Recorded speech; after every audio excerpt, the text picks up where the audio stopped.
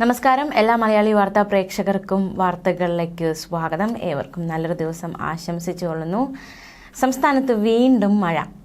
ഇന്ന് പ്രത്യേക മഴ മുന്നറിയിപ്പുകൾ ഇല്ല എങ്കിൽ പോലും തിരുവനന്തപുരം, കൊല്ലം, പത്തനംതിട്ട ജില്ലകളിൽ ഒറ്റപ്പെട്ട ഇടങ്ങളിൽ നേരിയ മഴയ്ക്ക് സാധ്യതയുണ്ടെന്ന് കേന്ദ്ര കാലാവസ്ഥാ വകുപ്പ് അറിയിച്ചു. അത് വരും മണിക്കൂറുകളിൽ മാത്രമാണ്. മാത്രമല്ല, കടലിൽ പോകുന്നത് സംബന്ധിച്ചും വലിയ രീതിയിലുള്ള ജാഗ്രതാ നിർദ്ദേശമാണ് പുറപ്പെടുവിച്ചിരിക്കുന്നത്. ഒരു ഇടവേളയ്ക്ക് ശേഷം വീണ്ടും കള്ളക്കടൽ പ്രതിഭാസം സംസ്ഥാനത്ത് ശക്തമാവുകയാണ്. കള്ളക്കടൽ പ്രതിഭാസത്തിനെ അനുബന്ധിച്ച് പ്രത്യേക ജാഗ്രതാ നിർദ്ദേശം പുറപ്പെടുവിച്ചിട്ടുണ്ട്.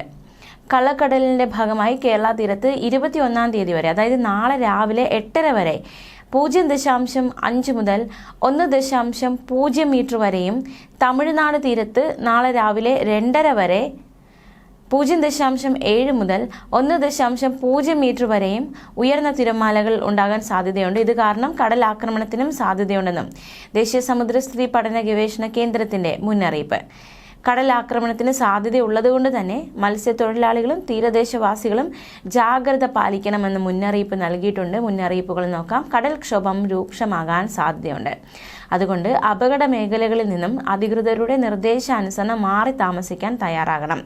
ചെറിയ വള്ളങ്ങൾ, ബോട്ടുകൾ എന്നിവ കടലിലേക്ക് ഇറക്കുന്നത് എന്തായാലും ഈ ഒരു മുന്നറിയിപ്പുള്ള ഈ ഒരു സാഹചര്യത്തിൽ ഒഴിവാക്കുക. കള്ളക്കടൽ പ്രതിഭാസത്തിനും ഉയർന്ന തിരമാലയ്ക്കും സാധ്യതയുള്ള ഈ സാഹചര്യത്തിൽ കടലിലേക്ക് മത്സ്യബന്ധന യാനങ്ങൾ ഇറക്കുന്നത് പോലെ തന്നെ അപകടകരമാണ് കരയ്ക്കടുപ്പിക്കുന്നത്. അതുകൊണ്ട് തിരമാല ശക്തിപ്പെടുന്ന ഘട്ടത്തിൽ കടലിലേക്ക് ഇറക്കുന്നതും കരയ്ക്കടുപ്പിക്കുന്നതും ഒഴിവാക്കണം.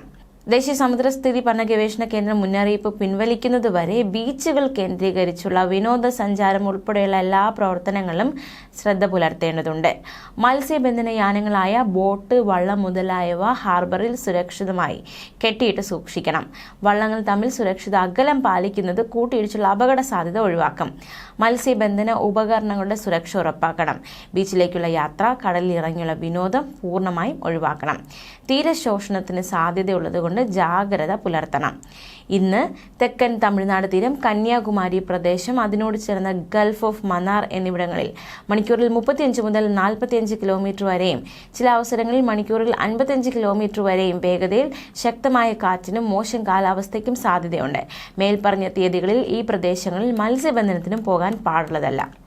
എന്തായാലും മത്സ്യബന്ധന തൊഴിലാളികൾക്കും തീരദേശവാസികൾക്കും ഒക്കെ വലിയ രീതിയിലുള്ള മുന്നറിയിപ്പാണ് നൽകിയിരിക്കുന്നത്. മാത്രമല്ല, ഇന്ന് തിരുവനന്തപുരം, കൊല്ലം, പത്തനംതിട്ട ജില്ലകളിൽ നേരിയ മഴയ്ക്ക് സാധ്യതയുണ്ട് എന്നും മുന്നറിയിപ്പ് നൽകിയിരിക്കുകയാണ്.